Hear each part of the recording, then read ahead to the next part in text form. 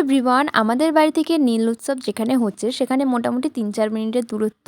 আর আজ হচ্ছে শেষ দিন, অর্থাৎ ঝাঁপের দিন। এখন বাজে মোটামুটি ৫টার মতো, আর আমরাও ঝাঁপ দেখতে চলে এসেছি। আর সবাই কিন্তু এক এক করে চলে আসছে।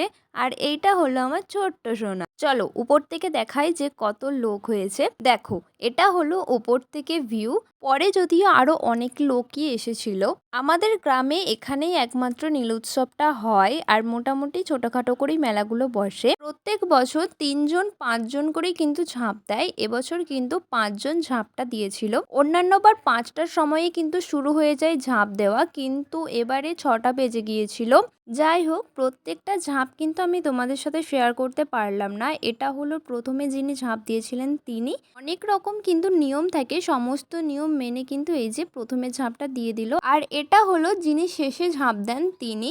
যিনি শেষে ঝাঁপ দেন তিনিকে অনেক সাহস রাখতে হয়, কারণ এই যে বস্তাটা রয়েছে দেখতে পাচ্ছ, যেটার উপর পড়ছে ওখানে খড় দেওয়া আছে। আর আমাদের এখানে নিয়ম হচ্ছে পয়লা বৈশাখের দিন ওই যে খড়গুলো দেখতে পাচ্ছ আর দেয় কিন্তু খেজুর পাতা। আঁশবটিতে গরম করে ৩বার কিন্তু ছ্যাঁকা খেতে হয় সকালবেলা ঘুম থেকে উঠেই। তারপর সমস্ত কিছু হয়ে যাওয়ার পর আমরা বাড়ি আসার সময় খেয়েছিলাম এই যে আইসক্রিম। তারপরে আমরা বাড়ি চলে আসি, আর সন্ধ্যাবেলা বাড়ি এসে খেয়েছিলাম কিন্তু জিলাপি। চলো তাহলে আজকের ভিডিওটা কিন্তু আমি এখানেই শেষ করছি। সবাই খুব ভালো থেকো, দেখা হবে অন্য কোনো ভিডিওতে। আজ আসি, বাই।